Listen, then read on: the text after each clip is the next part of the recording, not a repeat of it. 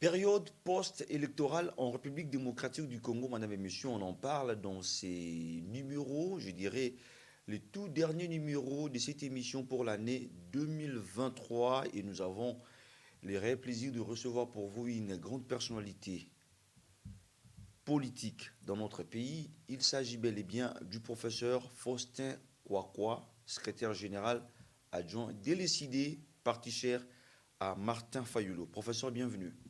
Merci. Merci d'honorer notre invitation. Je vous en prie. Vous êtes le tout dernier invité de cette émission pour l'année 2023. On parle processus électoral. Le 20 décembre dernier, les Congolais sont allés aux urnes pour voter leurs futurs dirigeants. Les résultats définitifs ne sont pas encore disponibles, mais d'entrée de jeu, comment vous avez apprécié le processus électoral? Là, je vais directement évoquer la campagne électorale de votre candidat que vous avez porté, Martin Fayulu. Comment ça s'est passé, professeur?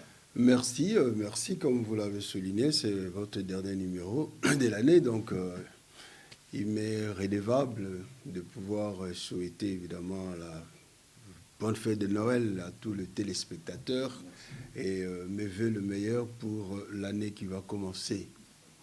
Le processus électoral tel que nous l'avons vécu n'a été que le résultat de ce que déjà en amont vous avez décrié.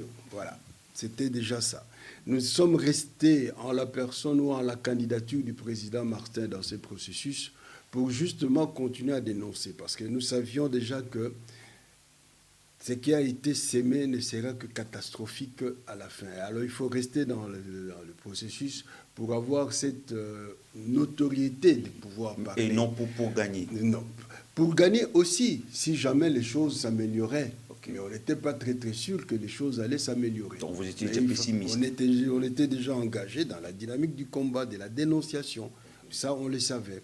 Parce que, comme on l'a dit, vous ne pouvez pas faire de même chose et croire qu'à la fin, les résultats soient contraires aux prémices qui ont été posées. Pas du tout. Donc, aujourd'hui, là, nous disons que nous avons assisté à une médiocrité sans pareille. Nous sommes au 4e processus électoral en République démocratique du Congo. Dans d'autres cieux, on aurait dû gagner en qualité, en quantité, ainsi de suite. Mais nous avons constaté que non, c'était vraiment catastrophique comme processus. Pendant la campagne, notre candidat a sillonné le pays. Librement. Pas du tout, parce que, vous savez, la première sortie, c'était à la ville de Bandundu, et puis il est allé à Bagata.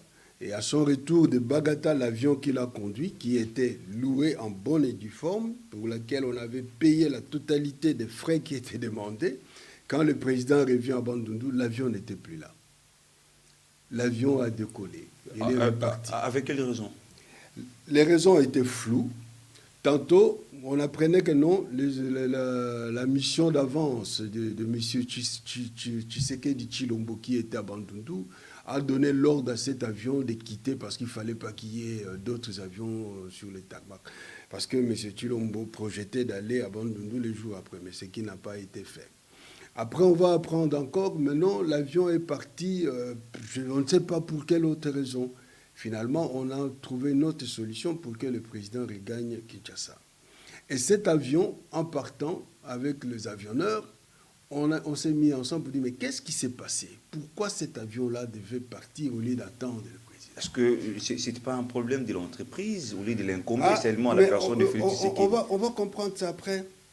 L'avion, ils avancent des raisons comme quoi, non, l'avion pour lequel on avait signé le contrat, ce n'est pas celui-là, mais l'autre qui est arrivé, qui vous a accompagné avant de nous devait partir pour que celui pour lequel vous avez signé le contrat puisse vraiment être mis à votre disposition. Et on était obligé de le faire. Mais vous étiez obligé, vous saviez que vous aviez amené un candidat président qui devait rentrer à Kinshasa. Mais pourquoi vous abandonnez le candidat président sans raison valable? Et ils sont partis. On dit non, le président doit continuer son programme. Il devait aller à Kisangani, ainsi à l'est. C'était prévu pour vendredi. Vendredi, l'avion n'était pas là. Samedi, l'avion n'était pas là. Dimanche, alors, on commençait à chercher d'autres solutions. L'avion arrive. Donc, 2 jours, 3 jours de retard, vous comprenez, dans une campagne électorale. On est parti avec cet avion-là à Kisangani. Kisangani, Butembo, Beni, ainsi de suite. Et quand on revient ici, d'abord, il fallait savoir une chose. Chaque fois qu'on atterrissait, il fallait être vigilant pour que ces pilotes-là n'abandonnent pas le président et partir. Et quand la phase Est est terminée, on revient à Kinshasa. La même chanson, l'avion a un problème de pneus, nous devons aller réparer, c'est où? En Angola. Mais les gens là vivent ici à Kinshasa. En Angola, l'avion va revenir. Et l'avion, les jours après, il n'est même pas revenu. 2 jours après, non. Finalement, on a compris que ces gens-là subissaient une pression. Ils subissaient une pression pour saboter la campagne du président Martin. Bien sûr, on ne l'avait pas dit. Et vous savez que, bien qu'on avait payé la totalité des frais, cet avion ne nous a pas accompagnés pendant toute la campagne. On a dû abandonner pour pouvoir commencer maintenant à chercher des avions ici. Et on en a eu, je pense, comment ça s'appelle encore cette compagnie-là, où quand le président Martin devait aller à l'Équateur, on part le matin, on arrange, on accepte, on paye le montant, 80 000 $. Et puis le soir, non, revenez récupérer votre argent parce que l'avion est tombé en panne. C'est pas possible. Vous avez perçu l'argent le matin et vous nous garantissez qu'il y aura vol demain. Et le soir, vous nous dites non, venez prendre votre argent parce qu'il y a une panne, tout ça. Mais vous ne saviez pas qu'avant qu'il y a... Oh non, moi je ne suis pas technicien, le monsieur qui nous appelle pour rembourser l'argent. Donc il y a eu des choses comme ça. Donc la campagne, bien que partout où il passait, il y avait un accueil très, très, très délirant, alors qu'il y en a qui ont déboursé de l'argent, qui ont intimé l'ordre aux gens de l'État, aux fonctionnaires de l'État, qui ont intimé l'ordre aux écoles, qui ont intimé l'ordre à la population pour qu'ils viennent les accueillir. Mais chez nous, ce n'était pas le cas, c'était spontané. Vous avez vu à Beni, vous avez vu à Butembo, vous avez vu à Uvira, à Kisangani, à Mbandaka, à l'Équateur, là où il n'y avait pas de problème d'intempéries. Les choses se sont passées très, très, très, très, très bien. L'accueil était chaleureux et les gens, la population a renouvelé sa confiance. Et vous avez été bien sécurisé. Bien sécurisé, mais c'est nous-mêmes qui assurerons notre sécurité. Par les forces de l'ordre. Bon, de temps en temps, quand on arrivait, effectivement, la police faisait son travail, venait, bon, ça, on ne va pas dire non, et elle faisait son travail, elle intervenait pour mettre un peu de l'ordre. Bon, ça, on ne va pas refuser. Donc, c'était fait.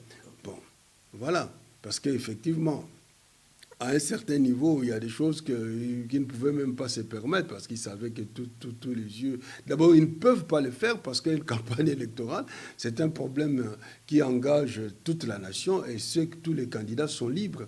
Aller fomenter des coups de manière visible, ils savaient que ça ne leur profiterait pas. C'est comme ça qu'ils sont passés sous terrain en faisant pression aux avionneurs pour saboter la campagne. Alors, au-delà de tout, professeur Faustin Kwakwa, vous avez quand même battu votre campagne, les élections ont eu lieu, mais aujourd'hui, la grande question, c'est de savoir pourquoi vous appelez les Congolais à marcher juste pour les résultats partiels de la CENI.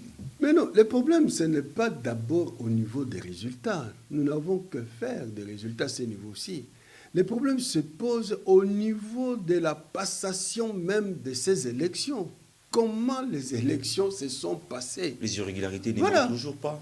Mais dans non, tous les cycles que non, nous avons connus. Il y a des choses, non. Ce n'est pas parce que, comme nous avons appris, dans tel pays, il y a eu telle situation d'irrégularité, dans tel autre pays, il y a eu telle situation. Donc, chez nous, c'est normal, on doit se contenter de cela. Nous ne pouvons pas justifier nos mots à nous en évoquant les mots des autres, que ce soit de manière individuelle ou par rapport aux États. Parce que quand vous voyez, vous enregistrez ce qui est mal chez l'autre, chez vous, vous devez faire en sorte que ça puisse s'améliorer, ça ne puisse pas être répété. Voilà. Dans une échelle d'appréciation, on peut dire, bon, jusque peut-être à tel niveau, on peut comprendre. Mais à tel niveau, ça devient inquiétant. À tel autre niveau, c'est vraiment inacceptable. C'est de ça qu'il s'agit. C'est de ça qu'il s'agit. Alors, vous ne pouvez pas utiliser votre turpitude pour pouvoir justifier ce qui est injustifiable. Aujourd'hui, à quoi nous assistons? On a tout fait pour que le vote soit électronique. D'abord, avant d'en arriver là, la loi, dans son article 52, décrète, en République démocratique du Congo, le vote se fait en un jour, et même pas un jour complet, pendant 11 heures. Selon la loi. Heures, selon la loi. Fixe l'heure. Et d'ailleurs, vous vous souviendrez, quand la CENI a reçu les candidats présidents, M. Tshilombo Félix a suggéré, est-ce que ces jours-là, nous ne pouvons pas faire en sorte, c'est la seule intervention d'ailleurs qu'il a faite à la CENI, qu'on change, comme vous voyez en Europe, on change l'heure d'été, l'heure d'hiver, que ces jours-là au Congo, qu'on puisse changer pour que ça commence partout à la même heure, de telle sorte que ça se termine aussi à la même heure. Ça, c'est par rapport justement à la loi. C'est-à-dire, il y a 11 heures que la loi reconnaît. Si jamais au bout de 11 heures, vous avez encore des électeurs qui s'alignent, vous leur distribuez des jetons. Et puis, vous recevez ceux-là qui ont des jetons jusqu'à ce qu'ils aient terminé. Ce qui signifie que ceux qui viennent après, qui n'ont pas reçu des jetons, ne peuvent plus voter. C'est la loi. Mais ici, d'abord, on a assisté à une catastrophe. Au lieu de commencer à 7 heures, plusieurs bureaux ont ouvert plus tard que 7 heures. Même en retard de 4 heures, de 5 heures de jeu, parce qu'il y a des bureaux qui ont ouvert même à 17 heures. Au lieu que ça se passe en un jour, le vote a continué jusqu'à après comment? Avant-hier. 5 jours de vote. Ça, c'est déjà contre la loi. Contre la loi. Deuxième aspect des choses. Non seulement ça s'est passé ainsi en ne tenant pas compte de l'heure, mais on a constaté que les machines utilisées se retrouvaient entre les mains des individus. Non pas à un seul endroit, à plusieurs endroits à travers la République. Chose que la CENI a démentie. Mais comment est-ce qu'il a démenti? Parce que vous avez des vidéos partout. Si c'était des vidéos montées par une officine d'un parti politique, on allait dire, voilà, c'est monté de toutes pièces. Mais c'est la population elle-même. Et d'autre part, on dit que c'est l'opposition qui a instrumentalisé. Non, l'opposition n'a pas instrumentalisé. Ça, c'est un peu, comme on dit, une fuite en avant. C'est cette manière de voir, de considérer le peuple congolais comme étant toujours immature. Quand le peuple agit, quand le peuple parle, c'est parce qu'il y a toujours quelqu'un derrière. C'est parce qu'il y a toujours quelqu'un qui instrumentalise. C'est une manière irresponsable de voir les choses et d'expliquer. La CENI devait plutôt assumer ses responsabilités. Ces machines ont été bel et bien données à des individus. Ces machines ont servi pour pouvoir bourrer les urnes. Dieu merci, on en a vu quelques-unes. On doit aujourd'hui se poser la question, est-ce qu'on n'a pas vu? Il y en avait combien? Combien on a donné? Dans les réclamations que nous nous faisions, dans une de notre déclarations, nous avions demandé à la CENI de nous dire, parce que le processus électoral, c'est un processus citoyen. Quand on parle de l'indépendance de la CENI, ça ne signifie pas que la CENI doit s'approprier ces processus, en faire sa poche et que les autres ne puissent rien dire. Il y a le cadre de concertation qui est prévu, qui n'a même pas fonctionné. Et c'est comme ça qu'on demandait à la CENI, dites-nous combien de machines avez-vous commandées? Dites-nous quels sont les numéros de machines que vous avez commandées. On n'a jamais eu de réponse. On n'a jamais eu de réponse. Et aujourd'hui, on comprend pourquoi. On comprend pourquoi. La CENI est la seule responsable, le seul gestionnaire de ces machines. Et quand les machines se retrouvent entre les mains des particuliers, et tous d'ailleurs du pouvoir, la CENI doit répondre.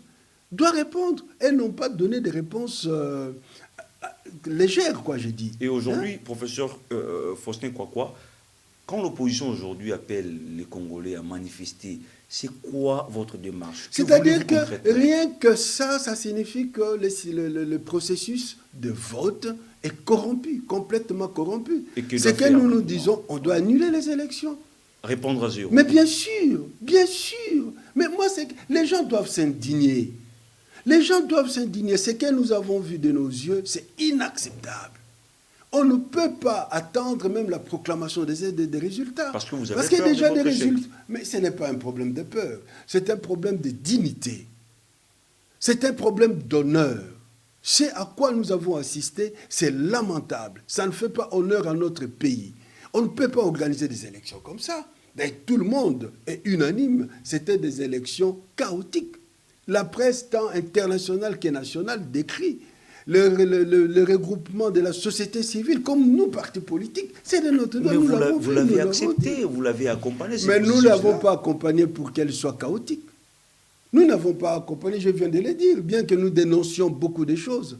Même si nous n'étions pas partis, on devait aujourd'hui aussi se lever pour dire non, ce qui vient de se passer, ce n'est pas possible. Parce que c'est un processus citoyen qui nous engage tous en tant que Congolais. Et nous devons avoir cette dignité de nous opposer à tout ce qui avilisse l'image de notre pays. Et moi, ça m'étonne quand j'entends ces gens-là venir parler avec arrogance, avec légèreté, justifier leur turpitude, croyant que ça devait être comme ça. Vraiment, je suis offusqué. Je suis offusqué. Je ne peux pas accepter ça. Le problème que nous posons, il se place à ce niveau-là. Ce que nous avons vu, ça ne rassure pas. Si déjà la passation elle-même est chaotique, mais à quoi bon d'aller vers les résultats? Aujourd'hui, les résultats partiels publiés. Mais vous le voyez d'ailleurs. Vous font déjà peur lorsque vous vous rendez compte que c'est Félix Tshisekedi qui est toujours en tête. Le problème, c'est les sondages. Regardez, pendant la campagne, M. Félix Tshisekedi est passé partout. Et là où il passait, les gens huaient sur eux. Les gens les ont traités de voleurs, miyibi, miyibi.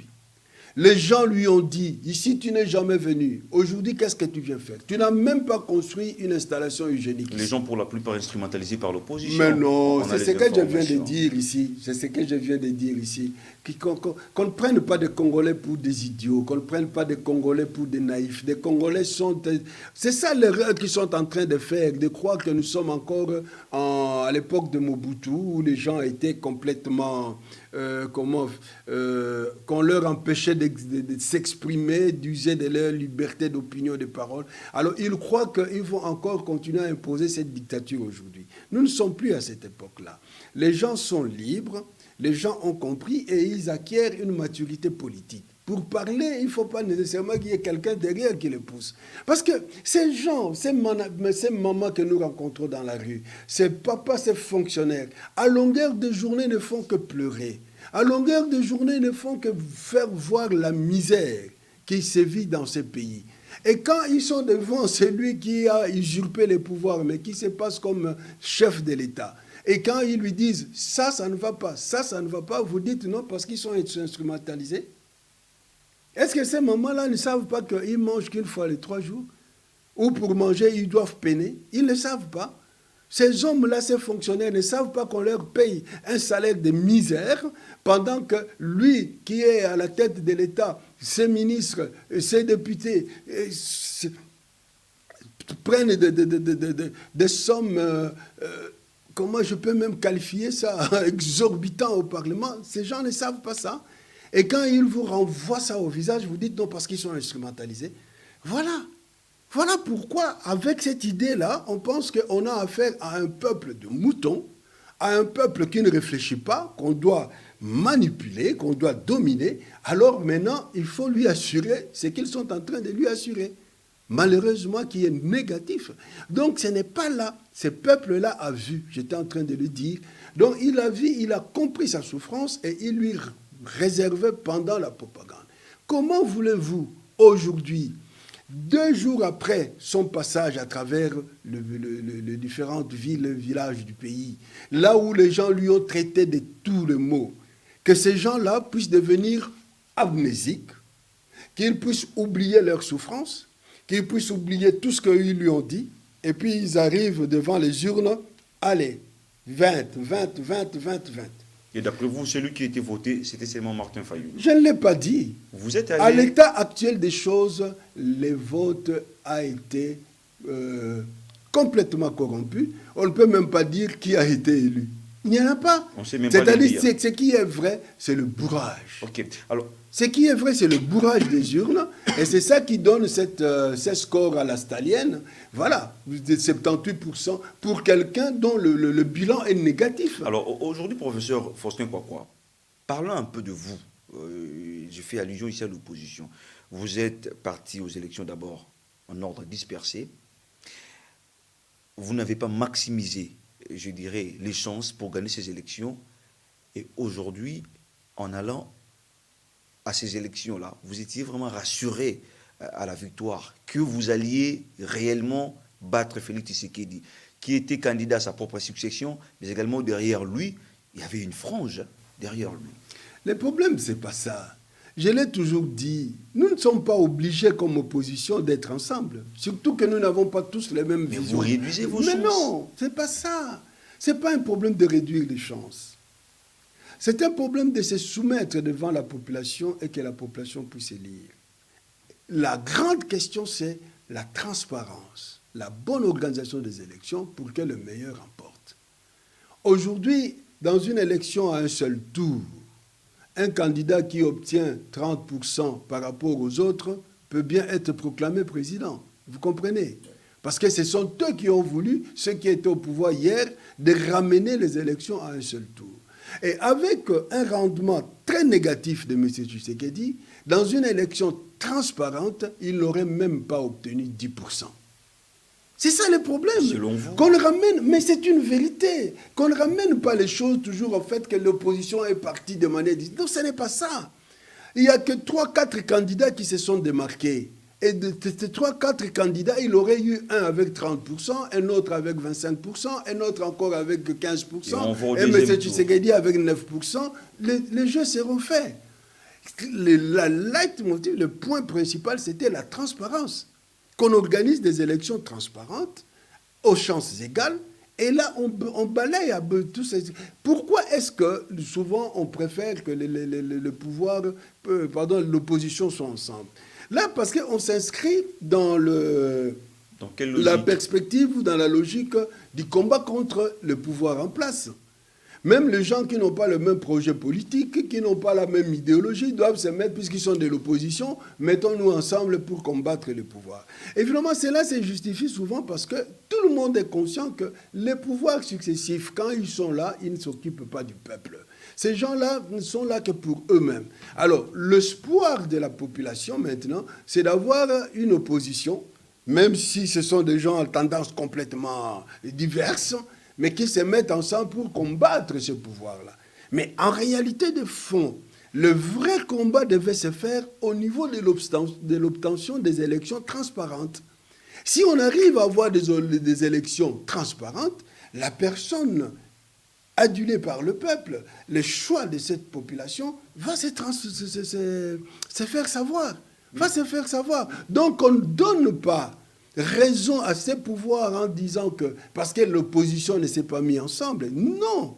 Le vrai problème, c'est le bourrage des urnes. Le vrai problème, c'est la désorganisation des élections. Le vrai problème, c'est la distribution des machines à des tiers qui n'ont rien à voir avec la CENI. C'est là où il faut insister. Qu'on ne trompe pas des gens parce que l'opposition ne s'est pas mise ensemble. Même si l'opposition ne s'était pas mise ensemble, dans une élection transparente, il y aurait eu un gagnant de l'opposition. Alors, voilà. Aujourd'hui, avec les 4 petites questions qui nous restent, vous avez appelé à une marche, vous contestez déjà ces élections, mais est-ce que vous représentez ici Martin Fayulu, les candidats qui s'est porté pour la cohésion nationale, la voie que vous avez utilisée, elle est vraiment constitutionnelle? Quand vous appelez les Congolais à marcher, alors qu'il y a une cour constitutionnelle qui doit s'occuper des contentieux électoraux. Vous savez, il faut quand même se poser la question, si les gens connaissent la Constitution, si les gens respectent la Constitution, et si les gens ont le sens de la démocratie. La voie qui consiste à appeler le peuple à manifester, elle est constitutionnelle. Quand vous le dites aux gens, comme j'ai entendu le ministre, le premier, comment on l'appelle, le ministre de l'Intérieur, qui a refusé qu'on puisse manifester, en disant il y a des voies reconnues constitutionnellement pour aller faire les recours électoraux. Il faisait allusion nécessairement à la justement parce qu'ils refusaient que nous puissions manifester. Ils ont pris un acte que à travers toute l'étendue de la République, il ne peut pas y avoir. Mais ça, c'est pour eux, pour pouvoir amener jusqu'à, je disais, à la plénitude leur de confiture. Mais il oublie, lui, juriste de formation, soi-disant, il oublie que personne n'est obligé d'aller à la Cour constitutionnelle. Personne n'est obligé d'aller à la Cour constitutionnelle. Quand une loi n'est pas bonne, on dit aux Congolais dans la Constitution, nul n'est appelé à pratiquer une loi qui n'est pas correcte. De deux, c'est dans la même Constitution qu'on reconnaît l'article 64 où il est dit « Tout Congolais a le droit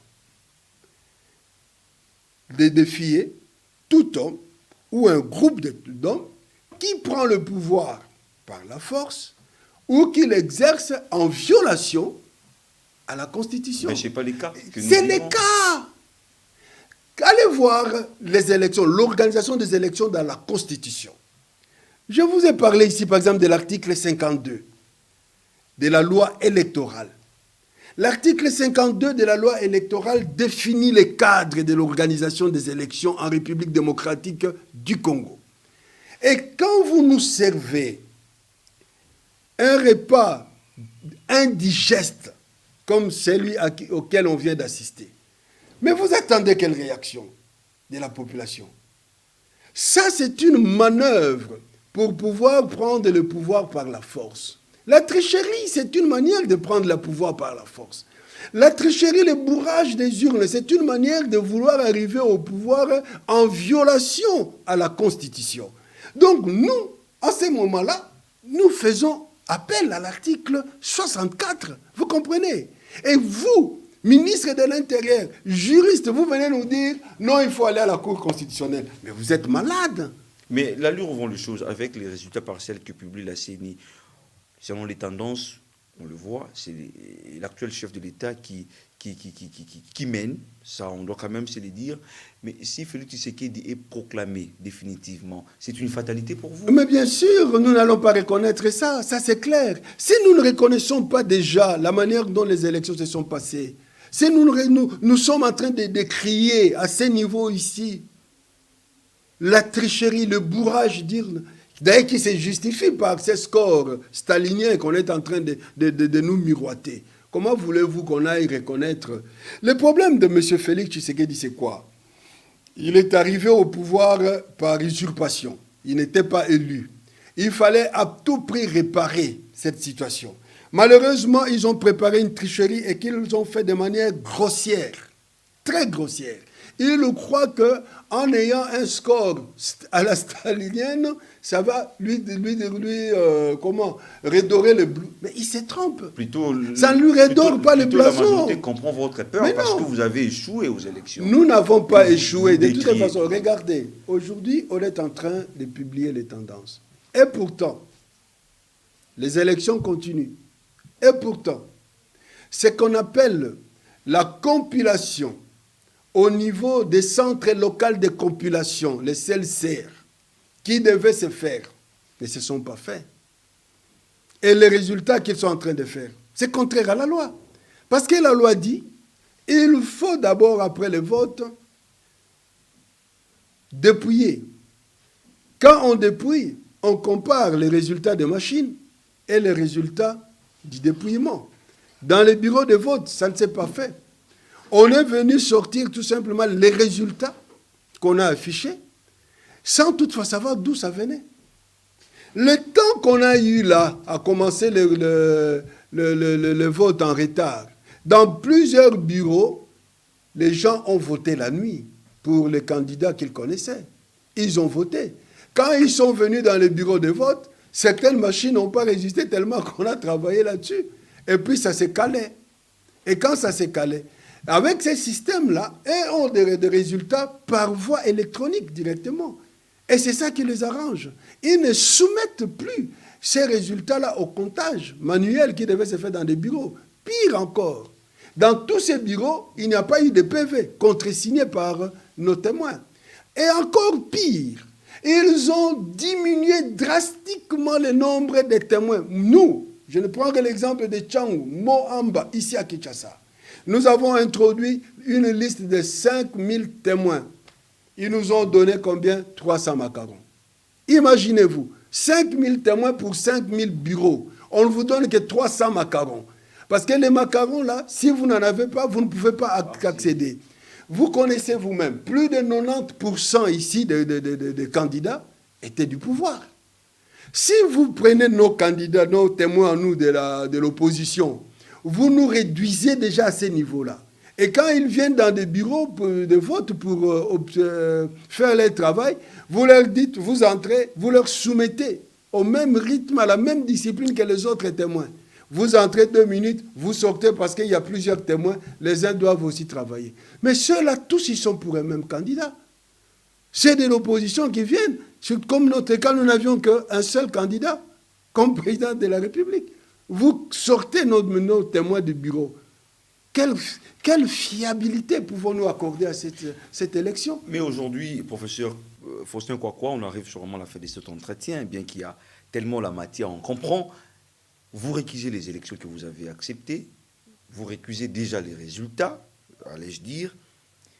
À quoi soumettez-vous la gestion de ces pays? À un régime spécial, contre même la Constitution, s'il faut être pragmatique? Mais on n'est pas contre la Constitution. La Constitution interdit qu'on puisse gérer ces pays contre elle-même.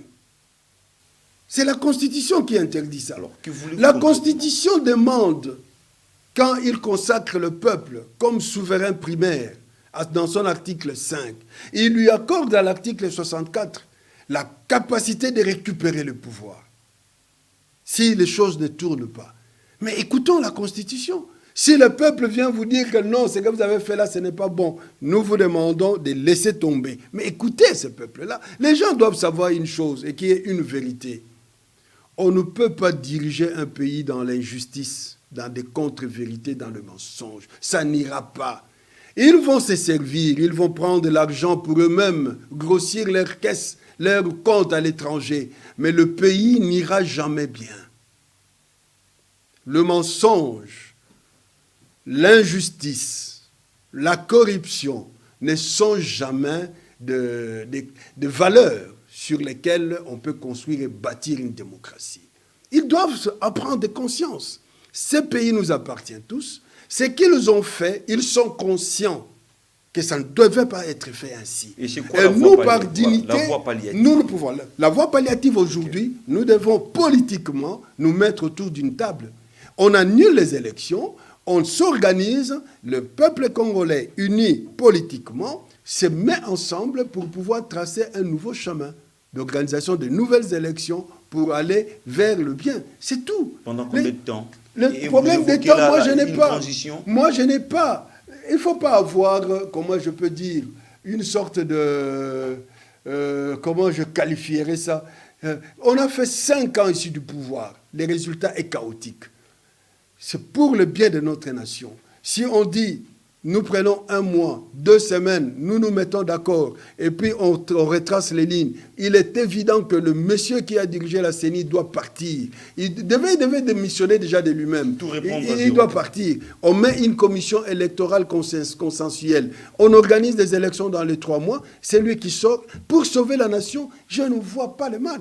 Perdre 5 ans de gestion chaotique et garder 2 mois, 3 mois d'arrangement pour répartir sur de nouveaux chemins. Où est le problème? Le mal dans ces pays, c'est l'irresponsabilité de plusieurs des acteurs politiques qui viennent en politique pour eux-mêmes, pour leurs intérêts. Ce problème ici a été déjà résolu, ou si les gens avaient la volonté politique depuis Sun City.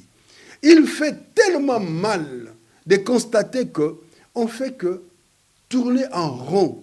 Les mêmes histoires, les mêmes procédures, on est là-dedans. Et quand on vient même seul qu'avec qui nous étions dans l'opposition, je leur dis, tout ce qu'ils chantaient, tout ce qu'ils revendiquaient aujourd'hui au pouvoir, non. C'est autre chose. C'est là le problème de l'homme congolais. Je donne à Patient Baganda raison aujourd'hui qui dit le Congo est malade de ces hommes.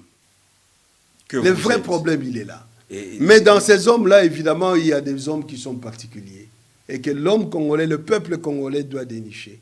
Ça ne s'improvise pas. Jésus disait, on reconnaît l'arbre par ses fruits. L'arbre est bon, vous le reconnaissez par ses fruits. Souvent, moi, je suis écœuré de voir que les hommes bons, capables de diriger ces pays, qu'on reconnaît par leurs fruits, je ne l'invente pas, je le dirais clairement, un homme comme Fayoulou. Tout le monde connaît l'intégrité de Fayoulou. Tout le monde connaît la capacité de ce monsieur à travailler. Il a gagné son argent, ses avoirs par le sueur de son front. Il n'a jamais volé, il n'a jamais été corrompu. Un homme en qui on peut faire confiance pour aider ce pays à sortir. Mais les aventuriers qui arrivent, qu'on connaît déjà dans leur manière d'être et de faire, qui sont au pouvoir depuis longtemps, qui se sont enrichis grâce à l'argent du contribuable congolais. Les gens les connaissent. Mais ça me fait toujours peine de constater, ce sont eux qui sont sur la scène politique. Donc aujourd'hui, selon le professeur Faustin Kwakwa, la voie palliative est qu'on annule les élections. Les élections doivent être annulées parce que c'est inacceptable. On organise une transition, il faut même une transition, un dialogue où nous nous mettons ensemble. Pendant combien de temps et qui va gérer le pays? Mais qui va gérer le pays? L'instance qui sera là gérera le pays. L'instance qui sera là gérera le pays.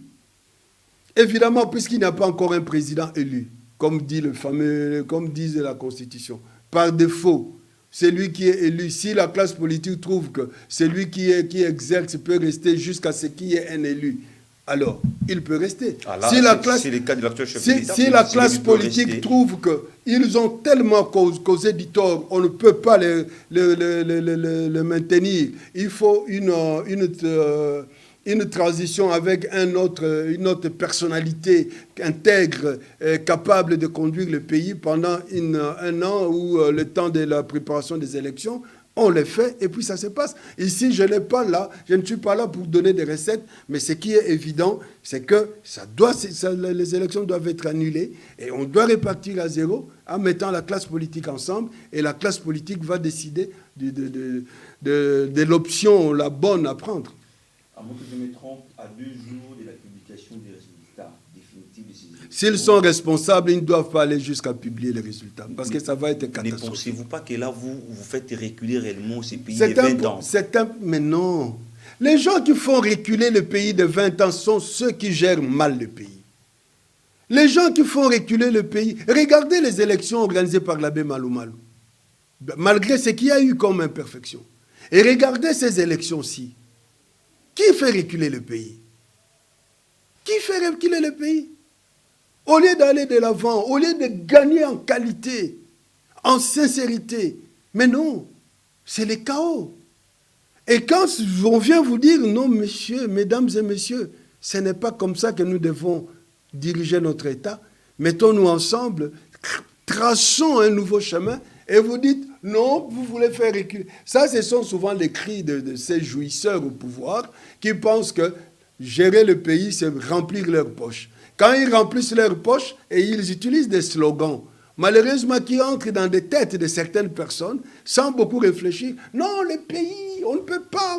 Mais vous êtes là comme dirigeant, qu'est-ce que vous faites? Aujourd'hui encore, à la radio, une des radios ici, quand le matin j'entendais les dames qui étaient là en train de faire l'analyse de ce qui se passe à travers la route ici, les embouteillages, la manière d'agir. Ils parlent des Congolais. Moi, je dis, regardez, le vrai problème ici, c'est l'absence de l'autorité de l'État. Mais les gens n'épinglent pas ça. Quand les taximens s'arrêtent n'importe où, les motocyclistes ici font n'importe quoi, eux-mêmes qui sont au pouvoir roulent à sens contraire. C'est l'absence totale de l'État. Et quand vous assistez à ça, vous trouvez que l'État est géré? Quand vous assistez à ça, vous trouvez que le pays va de l'avant? Mais non, soyons responsables. Professeur Faustin Kwakwa, je rappelle que vous êtes secrétaire général adjoint de l'ECD, parti cher à Martin Fayoulou. On arrive sûrement à la fin de cet entretien, je dirais, les derniers numéros de l'année 2023. Devant cette caméra, un message à tous les Congolais, à des millions de Congolais qui vous suivent en ce net moment. Moi, je dis aux Congolais, nous devons savoir nous indigner. Congolais, indignez-vous. Il ne faut pas accepter les choses qui n'aident pas notre pays à aller de l'avant. La tricherie, la corruption, l'absence de la vérité, les injustices sont des facteurs à combattre et à combattre. C'est à quoi nous avons assisté à travers ces élections. Ça ne peut pas aider le pays à aller de l'avant.